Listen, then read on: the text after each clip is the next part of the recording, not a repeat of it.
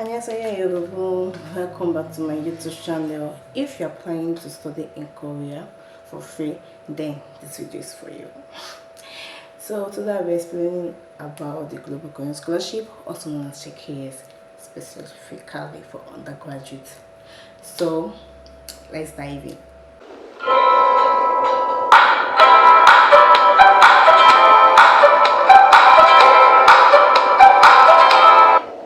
Alright, so I make a list of things about the scholarship, which I'm going to be listing it right here. So I'll be listing all the things I'm going to explain about. Let me just maybe subtopic. Yeah, subtopic or subheading of anything I'm going to explain over here. So many of you have been asking me, what is GKS? What can I do about GKS? Please, can you explain about GKS? Please, can you tell me more about GKS? So I made a list. I know that you can't see it, but don't worry, it's going to appear over here. I made a list of the things I'm going to be talking about GKS briefly. So I will not make this video to be lengthy, so I'm going to just get right into it. So number one is I want to do a brief introduction. I want to do a brief introduction. So the introduction of GKS. So now let me just tell you about GKS. GKS is a fully funded scholarship. Okay, it's a fully funded scholarship, and it's also known as a GKS. Then it was formerly known as KGSP formerly, which is also known as a Korean government scholarship program. The thing that is currently called GKS, which is the Global Korean Scholarship. Yeah, Global Korean Scholarship.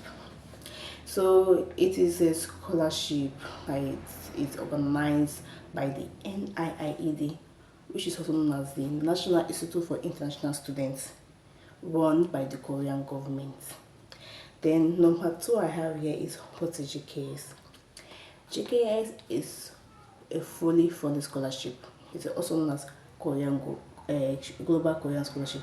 It's a fully funded scholarship for international students. Alright, you can apply for GKS and it depends on the country, because even though it's global, it means both Africa, both Asia, and both Europe. And also it depends if your country is eligible in the eligible countries, because they will list the countries that are eligible, and also GKS sets a limited quota or limited slot for these countries. Then number three is what does GKS undergraduate covers. GKS undergraduate as a whole, not only for undergraduate, as a whole, it covers both your tuition fee, your stipend, which is also called, which you can also call it as monthly allowance. It also covers your airfare. It also covers your health insurance, and so on and so forth. And most importantly, it also covers your 1-year Korean language program. And if it's very mandatory, it's very compulsory, as long as you did not exempt from the language program. Except you exempt, and when I mean exempt, it means you're not going to take the language program because you only have what, maybe you are taking English course program in scholarship, or maybe you know Korean, or you submitted a certificate that you know Korean, and they will exempt you from the language program. Yeah, that's how I can explain it better. Hope you understand what I'm trying to say. Then when you are doing your language, or when you are currently in your language program, you need to have at least a topic before getting into your main major. Yeah, let me just say, if you apply to a university that says, okay, you're going to have a topic 3 or a topic 4 or a topic 5 to get into your main major, you need to have that topic 5, you need to have that topic 3. So it depends on the university you apply to. So universities have topic 3, some universities have topic 4, some universities have topic 5. So it depends on the university. Maybe if I have a university, I might say, okay, before you go to the main major that you want to go to, maybe if somebody is applying for business administration, or maybe my university, now I'll just say, okay, before studying your main major, which is the business administration, you need to pass topic 4. And failure on passing, or failure on getting to this level of topic, you will be sent back to your country. Yeah, sorry to say that, but it's true. It's in the guidelines, so you'll be sent back to your country. So the next question is, who can apply? Like I said, the scholarship is global Korean scholarship. You can apply for GKS if you're a non-Korean citizen. It's also stated in the guidelines. If you're a non-Korean citizen, if your parents is a non-Korean citizens, then you are eligible to apply. So who can apply? Like I said, it's all kind of countries, and it depends on the country. All countries in the world can apply, but even though it's global, it doesn't mean that all the countries are eligible. So please check the 2026 GKS undergraduate application guidelines if you can see that your country is eligible or not.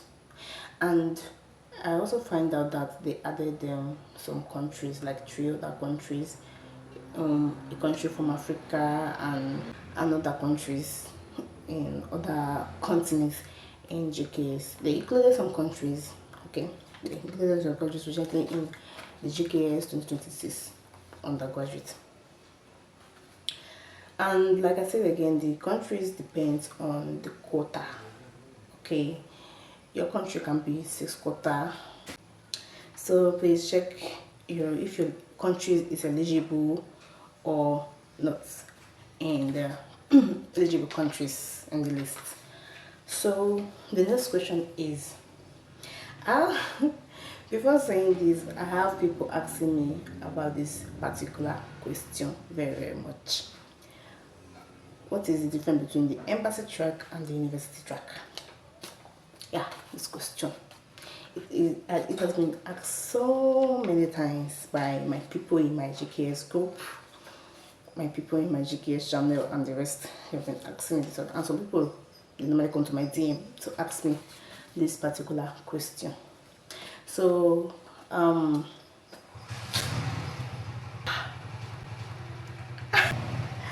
you stop the list. Anyways, I know what I'm trying. I know what I said. Though I listed this by myself. GKS has 2 tracks, which is the embassy track and the university track.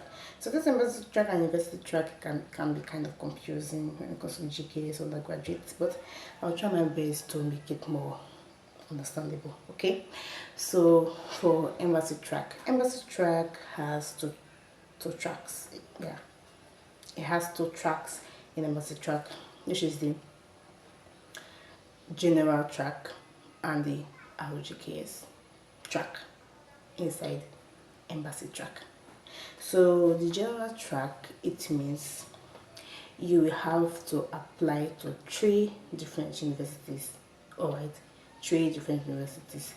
A Type B university, which is choice 1. If you check the application form, you'll see there, which is choice 1.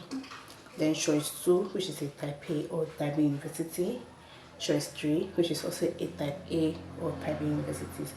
If there is a lover of Busan, you can just list your Type B universities.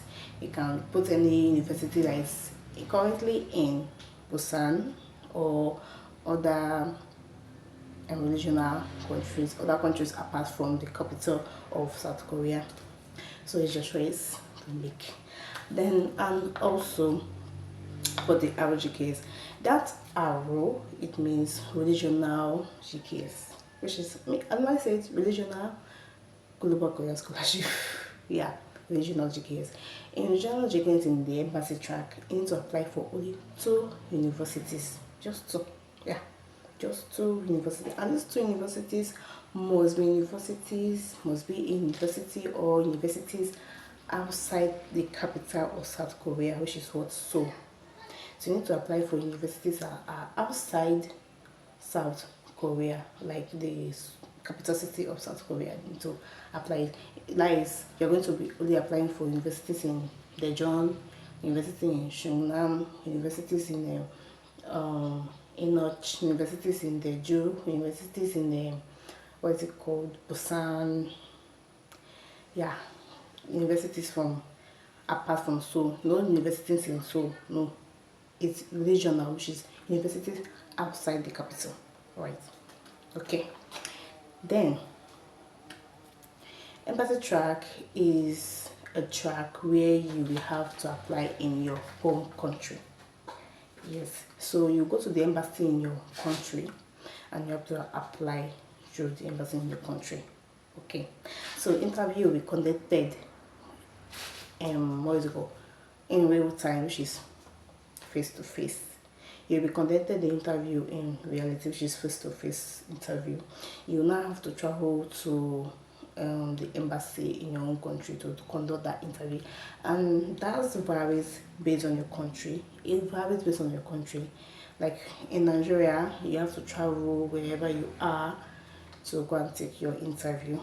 If you're living in other states, you have to travel down to the capital city of Nigeria to conduct your interview at KCCN. Okay, you go to KCCN in Abuja, you now have to take your interview there. Yeah, so the quota of most countries, of eligible countries in the global Korean scholarship, it varies every year. All right, it varies.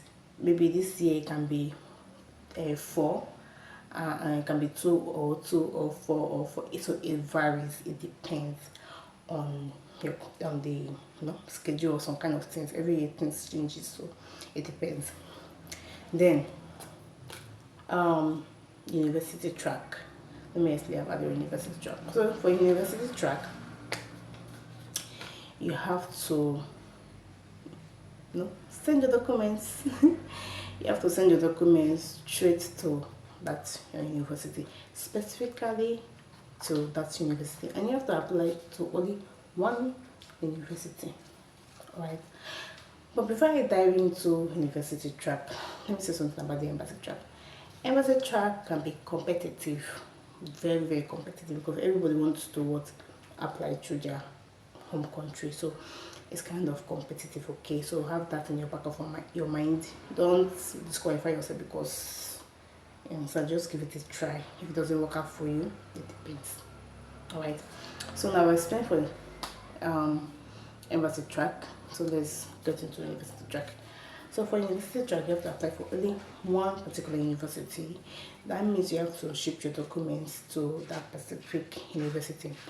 And for the GKS undergraduates, which maybe they can also bring back the online application, because you have to apply online and scan the document and submit it online, then send it through the Study in Korea website.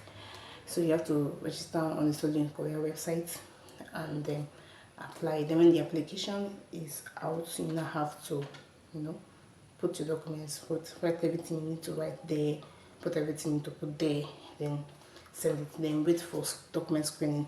Then if you are selected through the document screening, that is when you have to print out your documents and put the application form you fill in and submit it either to the embassy track or the university track.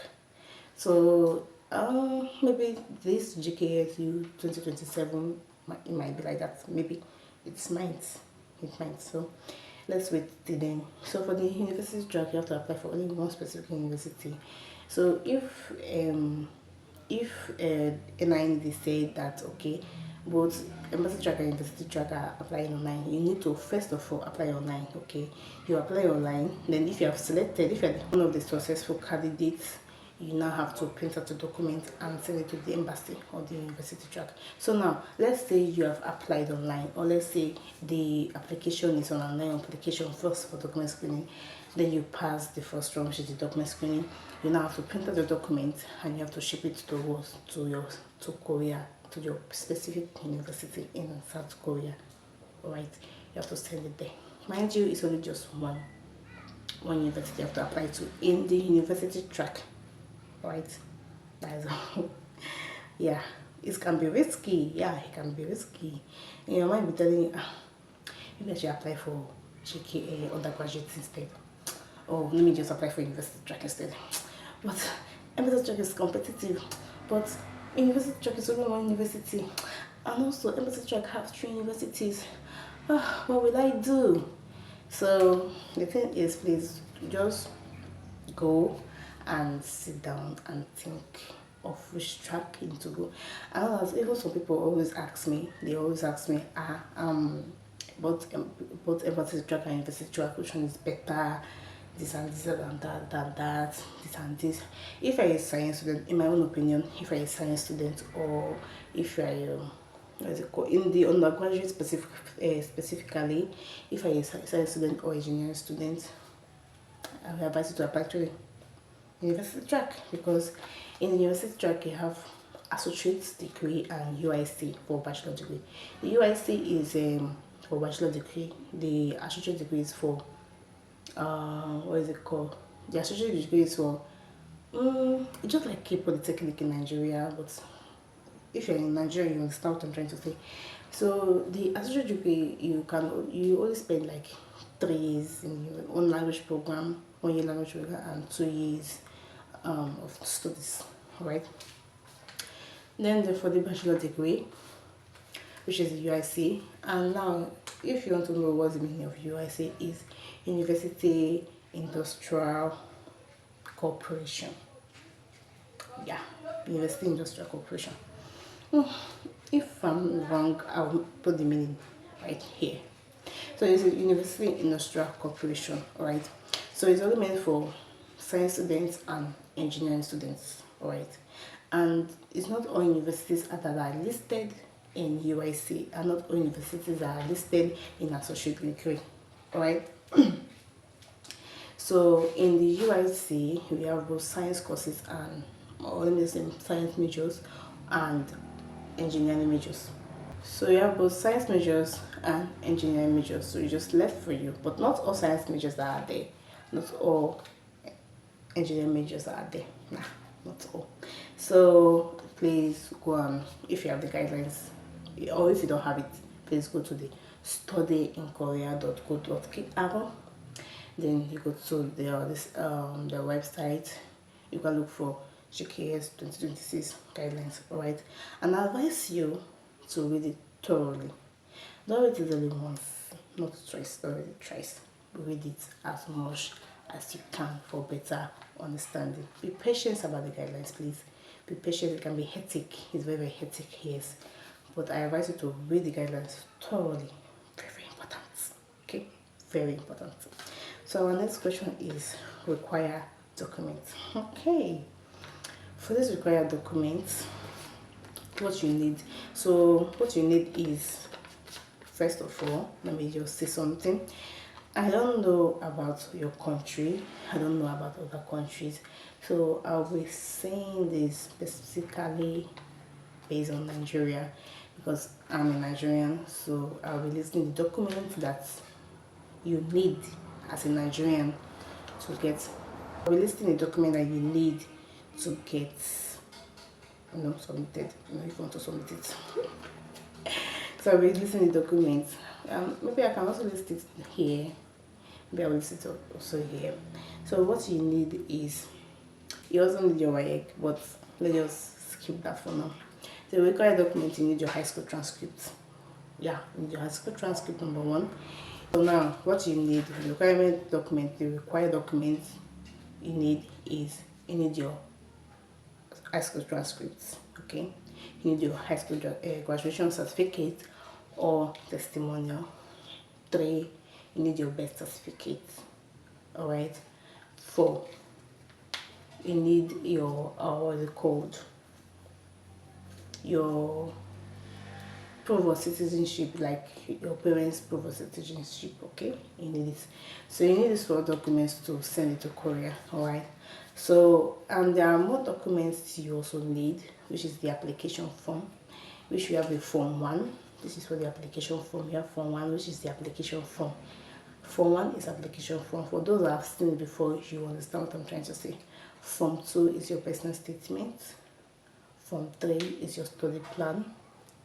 Then Form 4, Form 5, and so on and so forth. All right. So you need all these things to apply for the scholarship. All right. So number 7 is an important advice I need to advise you as a GKS applicant. All right. So this is from my heart. So I'm trying to advise you because I know that most of you have applied before and didn't get the scholarship, and most of you have tried like 3 times and still didn't get the scholarship, and most of you have tried like 2 or 3 times and you have gotten the scholarship. So one thing about GKS is a very, very competitive scholarship. I can say that almost all scholarships are competitive because everybody wants to study through scholarship because of, or maybe based on low financial income and the rest. Okay, everybody have their reasons why they want to apply for the scholarship. So I have an advice for you as an GKS applicant. So please read the guidelines. I always tell my people in my group and my channel, my GKS channel or my GKS group. I have 2 groups, which is the undergraduate and the graduate group. Okay, I also have my WhatsApp channel. So now I always advise them to always read the guidelines. Please get to know the guidelines. If GKS 2027 undergraduate application is out, please abandon the 2026 application and go to the current guidelines for understanding, because like I said before, it varies. They might change a lot of things that you don't know. Okay, and somebody is a victim of this. All right, one of my member in my GKS group is a victim of this by taking the 2025 GKS guidelines and thinking that a university that has been out of the university track, he was thinking that the university was still there. So he was using the 2025 GKS undergraduate to apply through the process. You understand? So please, if the GKS 2027 undergraduate application is out, please abandon the last year or the last time application and go to the current one, because they might change things, a lot of things. Like this GKS undergraduate 2026 has changed a lot. All right, it has changed a lot. So please read through the guidelines. Make sure you have a very strong personal statement and study plan. Make sure you have a very strong recommendation letter. That is also one of the important things. But also one of the important documents you need to send to South Korea. So you need to have a strong recommendation letter too. So talk to your recommender to make your recommendation letter very strong. Okay. So in my next video, I'll be talking about authentication and legalization. So I hope this video helps you in any way I can say. I hope it helps you. I hope you understand what I'm trying to say. If you have any question, please can ask your questions in the comment section. For my returning subscribers, thank you very much for coming back to watch my beautiful and sometimes kind of maybe silly videos or whatever. I don't know how some people take it, but I try my best to explain some kind of stuff. And if you're new in this channel, you're just watching this for the first time, welcome, and please hit the subscribe button, because I promise you'll miss a lot of things if you don't. Yeah, saying the truth. Don't doubt me. So this is going to be the end of my video. All right. So seeing you next time is talking about authentication and legalization of what document. And again, if you have any questions, please put them in the comment section. All right, and I promise you I will reply you. Okay, and if you're interested in joining my channel, I'll be putting the link in the description below. There you can just go straight forward and apply. All right, click on the link, then you apply for it because I drop a lot of current and legit information about GKS. All right, so I hope this video helps you. See you later. Bye. Have to come prepare myself for another video for authentication and legalization.